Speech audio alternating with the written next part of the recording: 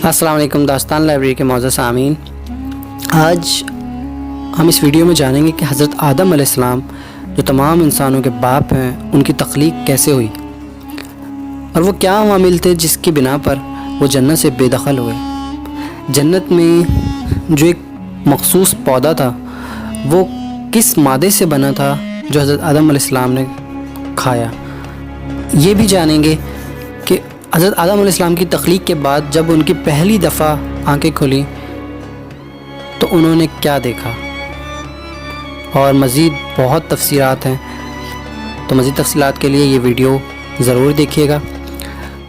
जिन लोगों ने अभी तक चैनल को सब्सक्राइब नहीं किया काइंडली सब्सक्राइब कर दें और बेल आइकन को प्रेस ज़रूर कर दें। चलते हैं दास्तान आदम की तरफ। ये उस दौर की बात है जब इब्लीस यानी कि शैतान, जिसका नाम उस वक्त अज़ाज़ील था, वो अल्लाह का बहुत ही महबूब जिन था। हत्ता कि उसे बाज़ फ़रिश्तों से भी ज़्यादा उसका रुतबा था और बाज़ किताबों में ये भी लिखा गया है कि उससे फ़रिश्तों का सरदार माना जाता था।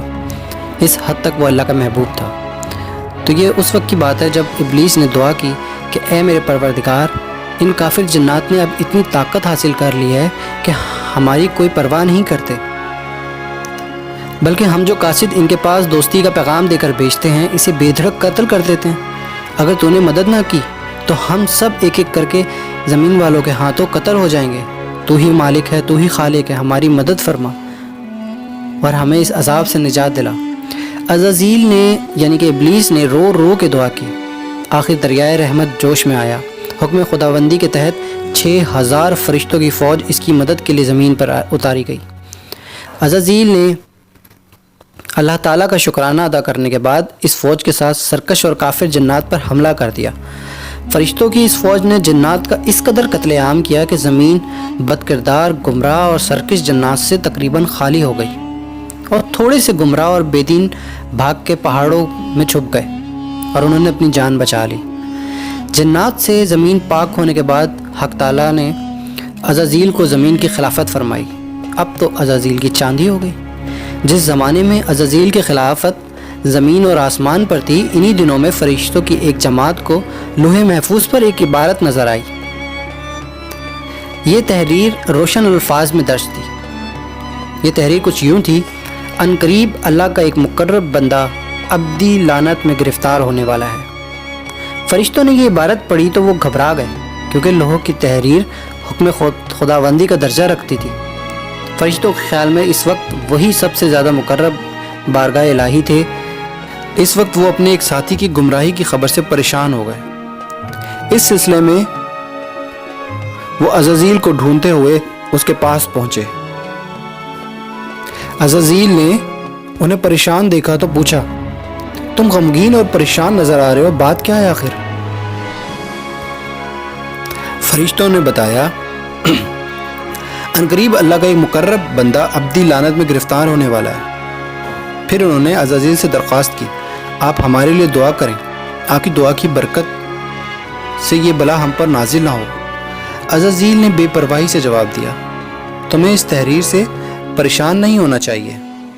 मैंने भी ये तहरीर पढ़ी थी, मगर ये हमारे मुतल्लिक नहीं है। चंद रोज़ पहले अज़ाज़ील ने लोहे महफूज पर लिखा देखा था, औज़ु बिल्लाहि मिनश शैतानिर रजीम। जिस पर इसने अल्लाह से पूछा तो हुक्म रब्बी हुआ। वो भी हमारा एक बंदा है जिसको हमने हर तरह की नेमतों से नवाजा है, मगर वो गरूर और तकब्बुर की वजह से ज़लीलो ख्वार हो जाएगा। अज़ाज़ील ने अर्ज़ की, ए अल्लाह, तू मुझे इसकी सूरत दिखा दे, मैं इसे कत्ल कर डालूँगा, तू भी इसे देख लेगा। इसके बाद अज़ाज़ील की यह हालत थी कि वो सजदे में खुद शैतान पर लानत भेजा करता था। कुछ अरसे बाद अल्लाह ताला ने ज़मीन की तरफ वही भेजी, ए ज़मीन, तुझसे हमें एक मखलूक पैदा कर रहे हैं। इसमें बाज़ मेरे फरमाबरदार और अतात गुजार होंगे और बाज़ नाफरमानी करेंगे। अतात शौरों को हम बहिश्त में जगह देंगे और गुनाहगारों को दोज़ख के हवाले करेंगे। ज़मीन अल्लाह ताला का इरशाद सुनकर घबरा गई। इसने अदब से अर्ज़ किया, ए अल्लाह, मुझ में तेरी दोज़ख की आग बर्दाश्त करने की ताकत नहीं है। फिर अल्लाह ताला ने हज़रत जिब्राईल अमीन को हुक्म दिया, जाओ हर किस्म की ज़मीन से एक मुट्ठी मट्टी लेकर आओ। حکم خداوندی پا کر حضرت جبرائیل علیہ السلام آئے۔ زمین نے اللہ تعالیٰ کی قسم دے کر حضرت جبرائیل علیہ السلام کو مٹھی خاک لینے سے منع کر دیا۔ حضرت جبرائیل علیہ السلام واپس چلے گئے۔ پھر حضرت اسرافیل علیہ السلام مٹھی خاک لینے آئے۔ زمین نے انہیں بھی اللہ کی قسم دے کر خاک لینے سے باز رکھا۔ پھر ان کے بعد حضرت اسرائیل علیہ السلام آئے۔ زمین نے رونا پیٹنا شروع کر دیا، مگر حضرت اسرائیل علیہ السلام نے اس کی کوئی پرواہ نہ کی اور ایک مٹھی خاک لے کر واپس ہوئے۔ پھر اللہ تعالیٰ نے اس سے حضرت آدم علیہ السلام کا پتلا تیار کیا۔ اس کے بعد آدم علیہ السلام کے جسم میں حکم الہی سے روح داخل ہوئی تو ان کی آنکھوں میں بینائی کی قوت پیدا ہوئی۔ ان کی نظریں اٹھیں تو انہیں عرش الہی پر لا الہ الا اللہ محمد رسول اللہ لکھا ہوا نظر آیا۔ حضرت آدم علیہ السلام محمد رسول اللہ کا اسم دیکھ کر غور و فکر میں ڈوب گئے۔ پھر آدم علیہ السلام نے دریافت فرمایا، یا الہی، یہ محمد رسول اللہ کس کا نام ہے؟ اللہ تعالیٰ نے فرمایا، یہ میرے ایک پیغمبر کا نام ہے جو تیری اولاد میں سے پیدا ہوگا، اور اگر کہیں تم سے کوئی خطا یا لغزش ہوگی تو اس کے وسیلے سے تمہارے خطا معاف کروں گا۔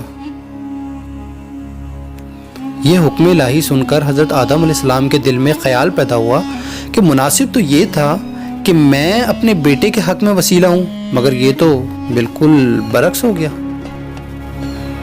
آدم علیہ السلام کے دل میں یہ خیال آتے ہی جبرائیل علیہ السلام کو اللہ تعالیٰ نے حکم دیا، جاؤ اور آدم کے دل میں اس خیال کے مادے کو نکال دو، ورنہ یہ چیز آدم کی تباہی کا باعث ہوگی۔ حضرت جبرائیل علیہ السلام نے حکم الہی کے تحت حضرت آدم علیہ السلام کا سینہ چاک کیا، اس میں سے وسوسے والا مادہ نکال دیا۔ ہم نے سنا ہے کہ حضرت جبرائیل علیہ السلام نے آدم کا سینہ چاک کر کے جو مادہ یعنی وسوسہ نکالا تھا، اس میں سے نصف جنت میں دفن کر دیا تھا۔ اس نصف سے جنت میں ایک شجر الخلد یعنی گندم کا پودا ہوگا، جس کا دانہ کھانے کے بعد حضرت آدم علیہ السلام اللہ تعالیٰ کی ناراضگی کے مرتکب ہوئے اور جنت سے بے دخل بھی ہوئے۔ باقی جو نصف رہ گیا تھا، اس سے نصف امارہ کی تخلیق ہوئی تھی۔ ادھر فرشتوں کا یہ خیال تھا کہ وہ عبادت، ریاضت اور اللہ کی اطاعت کے سبب ساری مخلوق سے افضل ہیں۔ ان کا یہ خیال کس حد تک درست بھی تھا کیونکہ ان کی تخلیق نور سے ہوئی تھی۔ دوم یہ کہ مادہ کی لطافت کی وجہ سے ان میں خدا کی نافرمانی کی طاقت ہی نہیں تھی، مگر قدرت کو کچھ اور ہی منظور تھا۔ حضرت آدم کو پیدا کر کے اللہ تعالیٰ نے انہیں وہ علم عطا کیا جس سے فرشتے سراسر محروم تھے۔ اللہ تعالیٰ نے حضرت آدم کو تمام چیزوں کے نام، ان کی صفات سب بتائیں۔ پھر ان چیزوں کو فرشتوں کے سامنے رکھ کر ان سے دریافت کیا کہ ان کے نام بتاؤ۔ فرشتوں کے ان کے ناموں کا علم ہی نہیں تھا، وہ تو صرف اس حد تک صرف ان چیزوں کے نام جانتے تھے جو اللہ تعالیٰ نے انہیں بتائے تھے۔ فرشتوں نے چیزوں کے نام بتانے سے معذوری ظاہر کی اور انہیں اپنی غلطی کا احساس ہوا۔ انہوں نے اللہ تعالیٰ سے معذرت کی اور اللہ تعالیٰ نے فرشتوں پر حضرت آدم علیہ السلام کی فضیلت ثابت کی اور پھر انہیں حکم دیا، اے میرے فرشتوں، تم آدم کو سجدہ کرو۔ اللہ تعالیٰ کی حکم کی تعمیل ہوئی اور تمام فرشتے سجدے میں گر گئے، مگر عزازیل تکبر اور نخوت سے سجدے میں نہ گرا۔ فرشتے 100 سال یا 500 سال تک سجدے میں پڑے رہے۔ پھر جب انہوں نے سجدے سے سر اٹھایا تو عزازیل کو اسی طرح تکبر سے بھرا کھڑا ہوا دیکھا۔ اس کی صورت مسخ ہو چکی تھی اور نورانی لباس اس کے بدن سے اتر چکا تھا۔ اللہ تعالیٰ نے اس سے پوچھا، تو نے سجدہ کیوں نہیں کیا ابلیس؟ عزازیل خدا کی نافرمانی کر کے بارگاہ خداوندی سے دھتکارا جا چکا تھا۔ اب وہ ابلیس مردود تھا۔ اس نے کہا، مجھے تو نے آگ سے پیدا کیا ہے اور آدم مٹی سے پیدا ہوا ہے، بھلا افضل بھی کبھی مفضول کو سجدہ کیا کرتا ہے؟ شیطان وہ پہلا شخص ہے جس نے حکم الہی کے خلاف ورزی کی، چنانچہ اس نافرمانی کی پاداش میں اس کے تمام ملکوتی اعزازات مراتب سلب کر لیے گئے اور اسے لعنت و حقارت سے مرجع و مرکز بنایا گیا۔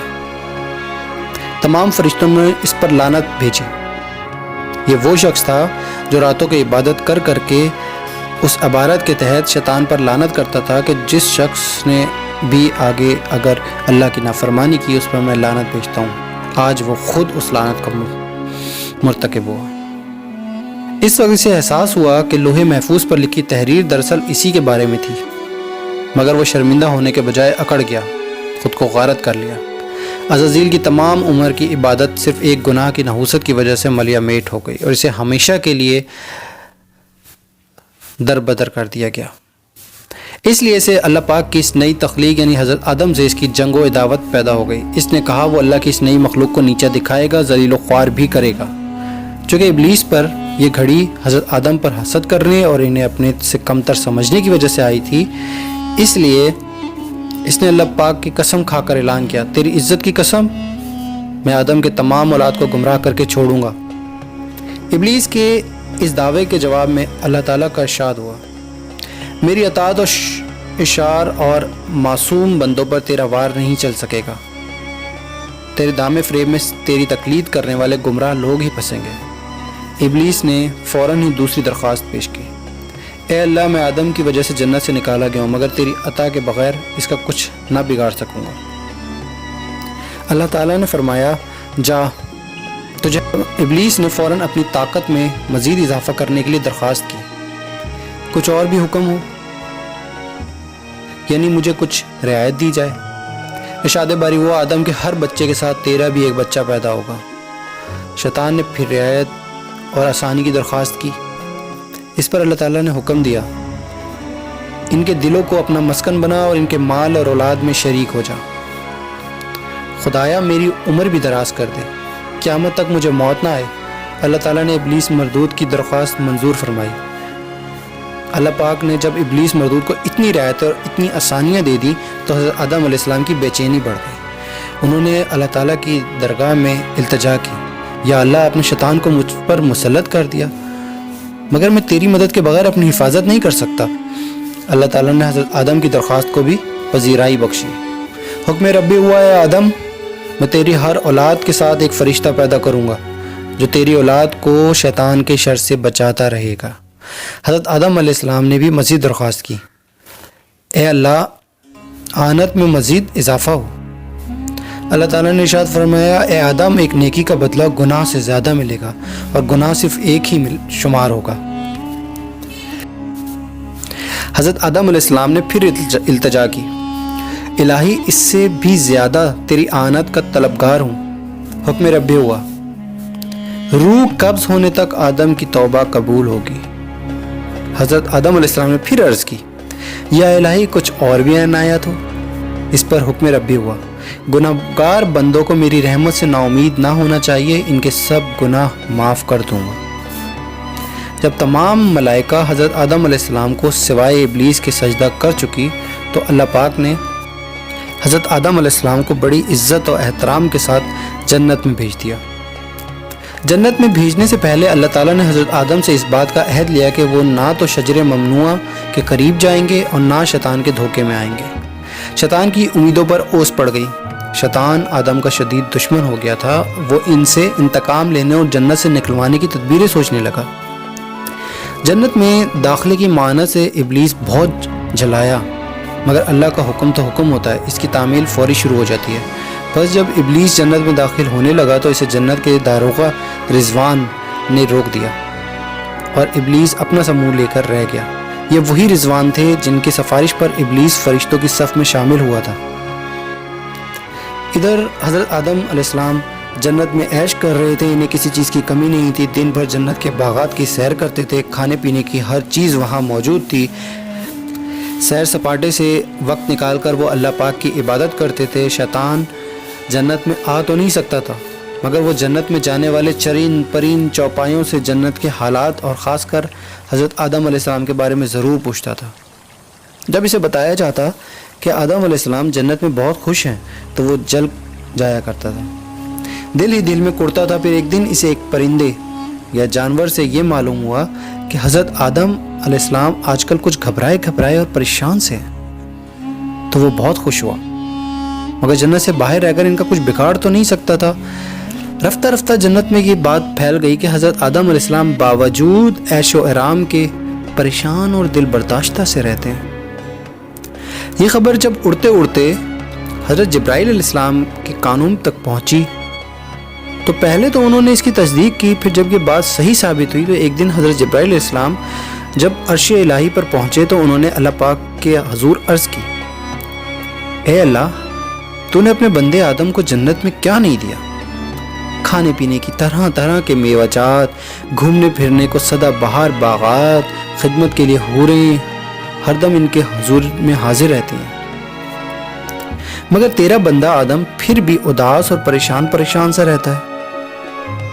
جنت کے تمام باسی آدم کی پریشانی اور غمگینی سے خود بھی پریشان ہو رہے ہیں۔ اے مالک و کون و مقام، مجھے بتایا جائے کہ آدم آخر کیوں افسردہ ہے؟ انہیں کس بات کا غم ہے؟ جبریل امین کا سوال ختم بھی نہ ہوا تھا کہ عرش الہی پر صدائے ربی گونجی، کن یعنی ہو جا، اور اس کے ساتھ ہی جبریل امین کو حکم دیا گیا، جبریل جاؤ اور دیکھو کہ اب آدم کس حال میں ہے۔ حکم ربی پاتے ہی حضرت جبرائیل علیہ السلام نے ایک فراٹا بھرا اور دم کی دم میں وہ جنت میں حضرت آدم علیہ السلام کے قریب کھڑے تھے، مگر وہاں کا منظر دیکھ کر جبرائیل امین حیران رہ گئے۔ انہوں نے چاروں طرف غور و فکر سے دیکھا، جب ان کی سمجھ میں کچھ نہ آیا تو اس عالم استجاب میں اللہ پاک سے سوال ہی ہوئے، اے اللہ پاک، یہ کیا ماجرا ہے؟ میں تو یہاں آدم کو تنہا چھوڑ کر گیا تھا، مگر اب میں دیکھ رہا ہوں کہ آدم اکیلے نہیں بلکہ ان کے پاس ایک اور انسانی ہستی بیٹھی ہوئی دکھائی دے رہی ہے، یہ سب کیسے ہوا؟ اس وقت حضرت آدم کی نظر جب جبرائیل پر پڑی تو آدم مسکرا دیے۔ حضرت آدم کے چہرے پر مسکراہٹ کھل اٹھی، بولے، اے جبریل امین، میرے پیدا کرنے والے نے میری پریشانی اور دکھ کا مداوع کر دیا ہے۔ حضرت جبریل علیہ السلام اب تک حیران و پریشان تھے۔ حضرت آدم علیہ السلام کی آواز پر وہ چونکے اور آدم سے پوچھا، اے خدا کے برگزیدہ بندے، یہ سب کیا دیکھ رہا ہوں؟ آخر یہ سب کیا ہے؟ حضرت آدم علیہ السلام کے چہرے سے مسرت اور شادمانی کی لہریں پھوٹ رہی تھیں۔ انہوں نے جبریل امین کو جواب دیا، اے جبریل، میں یہ نہیں جانتا یہ سب کیا ہے، مگر اتنا ضرور جانتا ہوں کہ فضائے بسیط میں ایک آواز گونجی تھی، اور وہ آواز تھی، کن، ہو جا۔ اور پھر یہ ہستی جسے تم دیکھ رہے ہو میرے سامنے بیٹھی ہے۔ میں نے ان سے پوچھا کہ تم کون ہو اور یہاں کیسے آئی، تو انہوں نے کہا کہ میں آپ کے جسم کا ایک حصہ ہوں، مجھے آپ کی بائیں پسلی سے اللہ تعالیٰ نے پیدا کیا ہے اور آپ کی دلداری پر معمور کیا ہے۔ جبریل نے دریافت کیا، ان کا نام کیا ہے؟ یہ اپنا نام حوا بتاتی ہیں۔ جبریل امین کے لیے حضرت آدم کی تخلیق ہی سب سے بڑا معجزہ تھی، اب حضرت حوا کی تخلیق نے انہیں اس قدر حیران کر دیا کہ وہ کھڑے کھڑے بیٹھ گئے۔ حضرت آدم علیہ السلام کو سجدہ نہ کرنے کی بنا پر ابلیس کو جنت سے نکال دیا گیا تھا، مگر اسے آسمان پر رہنے کی اجازت تھی۔ یہ پہلے بیان کیا جا چکا ہے کہ ابلیس کو ایک زمانے میں فرشتوں کا معلم اور استاد بھی بنا دیا گیا تھا، اور ابلیس عرش کے نیچے نور کے جھنڈے کے سائے میں بیٹھ کر فرشتوں کی درس و تدریس کے فرائض انجام دیتا تھا۔ جنت ہی میں ابلیس کی رہائش تھی، تمام جنت والوں سے اس کی یاری تھی، دوستی تھی۔ اب اسے جنت میں داخلے کی ممانعت ہو گئی، اس لیے وہ کھلم کھلا جنت میں نہیں جا سکتا تھا۔ اس فکر میں تھا کہ کسی تدبیر سے جنت میں خفیہ طور پر داخل ہو جائے، پھر آرام سے بدلہ لے کر اپنا بوس نکالے۔ ابلیس اس فکر میں جنت کے در و نازے کے ارد گرد گھومتا رہتا تھا کہ کوئی شناسہ مل جائے تو اس کی مدد سے جنت میں داخل ہو جائے۔ ایک روز ابلیس اس فکر میں جنت کے دروازے سے کچھ دور بیٹھا تھا کہ اسے مور نظر آیا۔ وہ لپک کر مور کے پاس گیا، اس سے عرض کی، مور، تم میرے بہت پرانے دوست ہو، اگر مجھے جنت کے اندر پہنچا دو تو تمہاری بہت مہربانی ہوگی۔ مور کو معلوم تھا کہ ابلیس کو جنت میں داخلے سے منع کیا گیا ہے، اس لیے اس نے صاف منع کر دیا۔ اس نے کہا، نہ بھائی، یہ کام میرے بس کا نہیں ہے۔ مور کا صاف انکار سن کر ابلیس کا چہرہ اتر گیا۔ مور کو اس پر ترس آ گیا، اس نے ابلیس سے چلتے چلتے کہا، مجھے افسوس ہے کہ میں تمہاری مدد نہیں کر سکتا، مگر یہ ضرور جانتا ہوں کہ سانپ ضرور کر سکتا ہے۔ اگر تم کہو تو میں اس سے ذکر کروں۔ اس دوران اتفاق سے سانپ بھی در آ گیا۔ ابلیس نے بڑی لجاجت اور خوشامد سے سانپ سے اپنا مقصد بیان کیا۔ سانپ پہلے تو انکار کرتا رہا، مگر تھوڑی دیر گفتگو کے بعد وہ ابلیس کو جنت میں لے جانے پر رضامند ہو گیا۔ پھر ابلیس سانپ کی مدد سے جنت میں پہنچا۔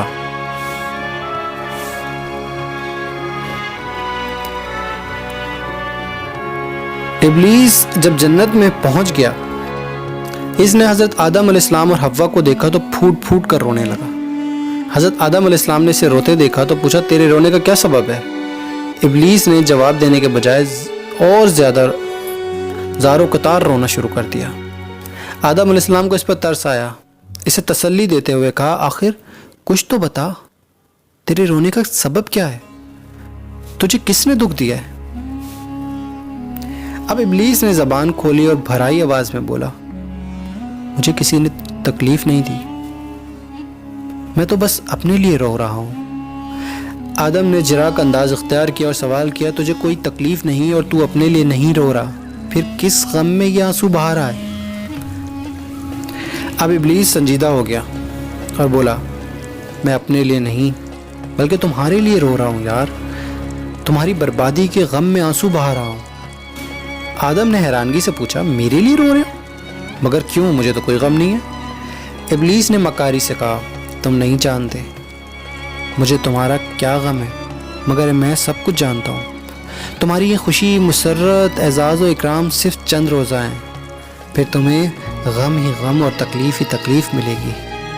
حضرت آدم علیہ السلام گھبرا گئے، انہوں نے گھبرا کر پوچھا یہ مسرت چند روزہ کیسے ہے؟ مجھے جنت میں رکھا گیا اور میری یہ خوشیاں دائمی ہیں۔ تمہاری اسی بھول پر تو میرا دل بھر رہا ہے۔ ابلیس نے بڑی مکاری سے کہا تمہیں ہمیشہ جنت میں نہیں رہنا، ایک روز تمہیں موت آ جائے گی اور تمہاری ساری خوشیاں ختم ہو جائیں گی، تم سے چھین لی جائیں گی۔ آدم پریشان ہو گئے، اس موت سے بچنے کی کوئی ترکیب ہے تمہارے پاس؟ کیوں نہیں؟ شیطان نے کہا اس کو اسی موقع کی تلاش تھی۔ اس نے کہا اس کی ایسی تدبیر ہے کہ موت تمہارے پاس پھٹک بھی نہیں سکتی۔ آدم علیہ السلام بے چین ہو گئے، تو پھر بتاؤ اس موت سے کیسے بچا جا سکتا ہے؟ ابلیس بڑے اطمینان سے بولا یہ جو سامنے درخت دیکھ رہے ہو، جس کا پھل کھانے کی تمہیں ممانت کی گئی ہے، اگر تم اس کا پھل کھا لو تو موت سے بچ سکتے ہو۔ حضرت آدم علیہ السلام کو فوراً خیال آیا کہ اللہ تعالیٰ نے اس درخت کا پھل کھانے سے منع فرمایا ہے۔ اللہ تعالیٰ کا خیال آتے ہی آدم علیہ السلام نے مستقل مزاجی کا اظہار کرتے ہوئے کہا کچھ بھی ہو میں خدا کے حکم کی نافرمانی نہیں کر سکتا۔ شیطان نے کہا اس درخت کا پھل کھانے کی ممانت کا راز یہی ہے کہ اللہ تعالیٰ کو تمہیں جنت میں ہمیشہ رکھنا منظور ہی نہیں، اگر منظور ہوتا تو اس درخت کا پھل کھانے سے منع نہ کرتے۔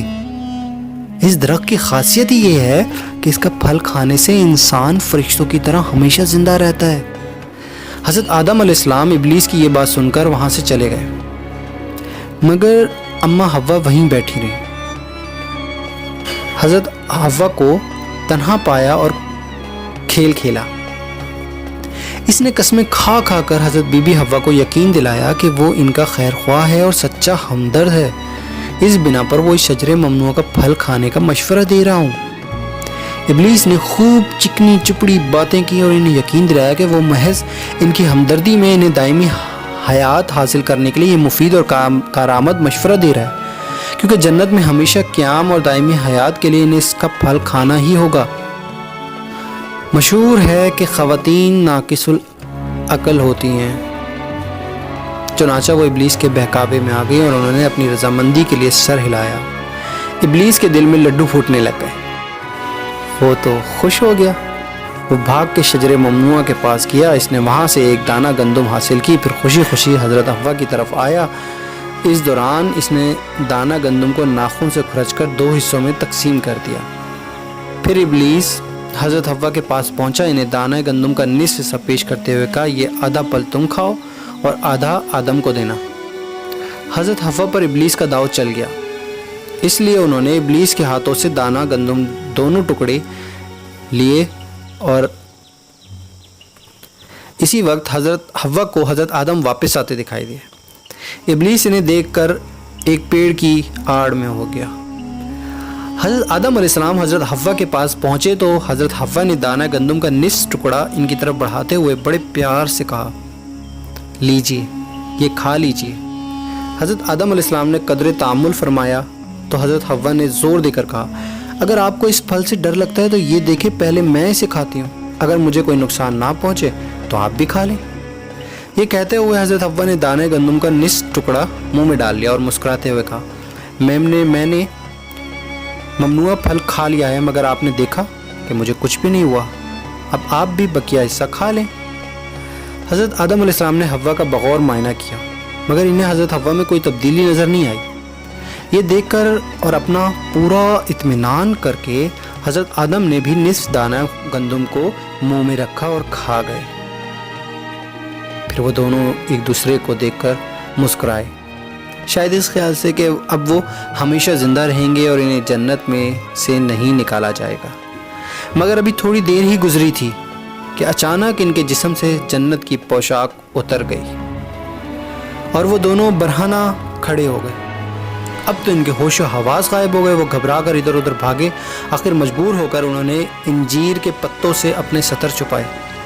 انہوں نے ادھر ادھر دیکھا مگر ابلیس کا دور دور تک پتہ نہ تھا، کیونکہ اس کا تو جو کام تھا وہ کر کے چلا گیا۔ اب دونوں پچھتا رہے تھے، وہ ایک دوسرے کو شرمندہ نظروں سے دیکھ رہے تھے اور سر جھکا لیتے تھے۔ حضرت آدم علیہ السلام کو چونکہ منع کر دیا گیا تھا کہ وہ شجر ممنوعہ کے قریب نہ جائیں اور نہ اس کا پھل کھائیں، مگر حضرت آدم علیہ السلام نے خدا کی حکم کی نافرمانی کی اور شیطان کے بہکاوے میں آ کر انہوں نے شجر ممنوعہ کا پھل یعنی دانہ گندم کھا لیا۔ اس دانے کو کھاتے ہی حضرت آدم علیہ السلام اور حضرت حوا سے تمام جنت کی مراد چھین لی گئیں۔ سب سے پہلے حضرت آدم علیہ السلام اور حضرت حوا جو اس جرم میں برابر کی شریک تھیں بلکہ اصل مجرم وہی تھیں، اس لیے ان دونوں پر عذاب الہی نازل ہونا شروع ہو گیا۔ حضرت آدم علیہ السلام، حوا، سانپ اور مور، ان چاروں کو جنت بدر کر دیا گیا۔ انہوں نے خدا کے حکم کی نافرمانی کی، اس لیے وہ اب جنت کے رہائش سے محروم کر دیے گئے اور انہیں زمین پر اتار دیا گیا۔ اس طرح حضرت آدم علیہ السلام اور حوا خدا کی نافرمانی کی وجہ سے مندرجہ ذیل مصائب میں گرفتار ہوئے۔ ان سے سب سے پہلے جنت کا لباس چھین لیا گیا، وہ بالکل ننگے ہو گئے، انہیں انجیر کے پتوں سے اپنے جسم ڈھانپنے پڑے۔ آدم اور حوا چونکہ الگ الگ مقامات پر اتارے گئے تھے، اس لیے ان کے درمیان تقریباً 200 سال تک جدائی رہی۔ اس کے بعد ان کی ایک دوسرے سے ملاقات ہوئی۔ شیطان کے اس بہکاوے سے آدم اور شیطان کے درمیان دائمی دشمنی پیدا ہو گئی جو قیامت تک قائم رہی گی۔ حضرت آدم خطا کار قرار دیے گئے، شیطان کو ان پر اور ان کی اولاد پر مسلط کر دیا گیا، دنیا کو حضرت آدم کے لیے قید خانہ بنا دیا گیا۔ جنت میں انہیں کوئی کام کاج نہ کرنا پڑتا تھا، مگر دنیا میں آ کر ان کی اولاد کو دنیا کی قسم قسم کی محنت کے کاموں میں لگا دیا گیا۔ اس طرح ابلیس حضرت آدم اور حوا کو بہکانے کے جرم میں مندرجہ ذیل عقوبتوں میں گرفتار ہوا۔ ابلیس لعین کو تمام روئے زمین اور آسمان اول کی بادشاہت سے محروم کر دیا گیا۔ ابلیس کی صورت مسخ کر دی گئی۔ ابلیس اللہ کی قربت سے محروم ہو گیا۔ اس کا عزازیل نام تبدیل کر کے ابلیس تجویز ہو گیا۔ ابلیس بدبختوں اور کفار کا پیشوا بنا دیا گیا۔ ابلیس معرفت الہی کی دولت سے ہمیشہ کے لیے محروم کر دیا گیا۔ ابلیس کے لیے توبہ کا دروازہ ہمیشہ کے لیے بند کر دیا گیا۔ ابلیس نیکی سے ہمیشہ کے لیے محروم ہو گیا۔ ابلیس تمام دوستیوں کا خطیب مقرر ہوا۔ زمین پر حضرت آدم کی اولاد میدانوں اور پہاڑوں دونوں جگہ آباد تھی۔ یہ وہی جگہیں تھی جہاں پہلے جنات تھے۔ بنو آدم قبائل میں منقسم ہو گئے، میدانوں میں بنو قبائل اور پہاڑوں پر بنو شیت۔ اس طرح حضرت آدم علیہ السلام کی اولاد دنیا پر ٹھہری اور اس موجودہ دنیا کی تخلیق ہوئی، اور آج تک شیطان اور انسان کی دشمنی قائم و دائم ہے۔ کبھی شیطان نفس کا استعمال کر کے انسان کو بہکا دیتا ہے اور اسے ہرا دیتا ہے، تو کبھی انسان اپنی ضمیر کا استعمال کر کے شیطان کو ہرا دیتا ہے۔ یہ جنگ، جسے نفس کی جنگ بھی کہا جا سکتا ہے، یہ تا قیامت قائم رہے گی۔ جو اس میں جیت گیا، شیطان کو جس نے ہرا دیا، وہ یقیناً اللہ کی مراد، اللہ کی رضامندی کا حقدار ٹھہرے گا۔ اور جو شیطان کا چیلا بن گیا، شیطان کا پیروکار بن گیا اور نفس کے ہاتھوں مجبور ہو کر بہک گیا، گناہوں میں اپنے آپ کو ڈبو دیا، وہ یقیناً اللہ کے عذاب کا مرتکب ٹھہرے گا۔ تو خدا را کوشش کریں کہ شیطان اور بنی آدم کی جنگ میں جیت آپ کی ہی ہو۔ اللہ سے دعا کریں کہ وہ آپ کی مدد کرے۔